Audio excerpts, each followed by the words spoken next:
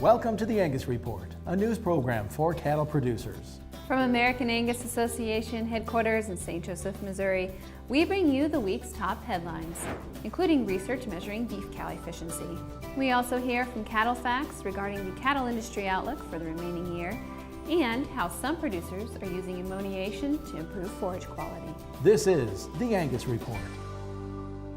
Hello, I'm Bob Cervera. And I'm Crystal Albers. Our top news this week.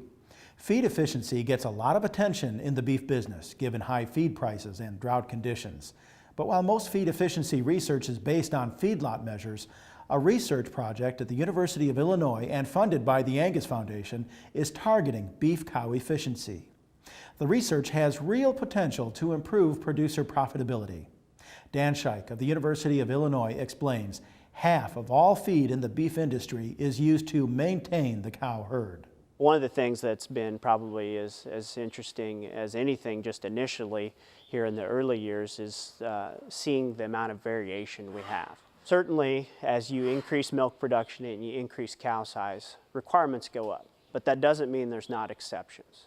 Just like birth weight and growth are correlated, we know that, but we've obviously, the breed has been able to identify what we call curve benders and outliers, those bulls that can be low birth weight, but also high growth. It's exciting to be out and about at producer meetings or purebred events, or even with commercial cattlemen, and this is the topic that they talk about. Visit angusfoundation.org to learn more about beef cow efficiency research and other projects funded through the American Angus Association's nonprofit organization. Weather, economic conditions, and other industry factors continue to influence the cattle market landscape. With continuing tight supplies, Kevin Good of CattleFax says cattlemen could see all-time record high values in 2013, with fed cattle prices averaging a potential $126 per hundredweight, an increase of more than 2% from just last year. Feeder values will also likely advance as much as 5% this year, according to CattleFax estimates.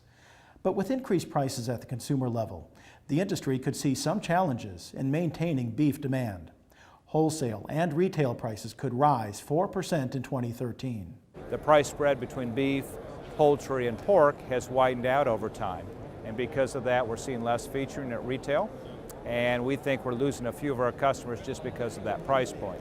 Nevertheless, it does look like, as we talk about our consumers, we do have kind of a twofold outlook there. We've got consumers that have plenty of income. They might be tied to corporate profits. We still have a stock market that's trading near record levels. So you've got folks out there that have dollars to spend. And because of that, we continue to believe that we'll continue to see wider spreads for CAB, top two-thirds choice, and prime product over select products. So look for wider spreads in 2013. At the same time, we would have some caution about those consumers with less money in their pocket, either at retail or at casual dining, is starting to see some disappointing numbers there. So as we roll that together and talk about prices for 2013, we're optimistic that we can see all-time record high values. Decreases in feed and forage supplies and value are causing producers in many regions to explore other options to meet their herd's nutritional requirements. Alternative measures like ammoniation allow producers to improve the feeding quality of typically low-quality forages like wheat straw or corn stalks. Well, with ammoniation, the process is relatively simple. It can be accomplished with a lot of the equipment that the average cow-calf producer would typically have around. We'd cover that stack of bales that's usually 60 to 70 bales in length with a 6 mil black plastic sheet, seal the edges with soil, and then we have a standpipe and we essentially pump anhydrous ammonia, so the nurse tanks that we've used on farming operations for a number of years. We'll apply that at a rate of about 30 pounds per ton is the half rate. The full rate, or the more often recommended rate, is about 60 pounds per ton. So once that's sealed down, then that ammonia sets and resides within the stack for somewhere between 2 and 8 weeks, depending on temperature. And what we see in the forage after that process is complete is we actually see about a 20% improvement in digestibility. We also increase the crude protein content of the forage, and because we've improved the digestibility, we see a subsequent result in an increase in dry matter intake.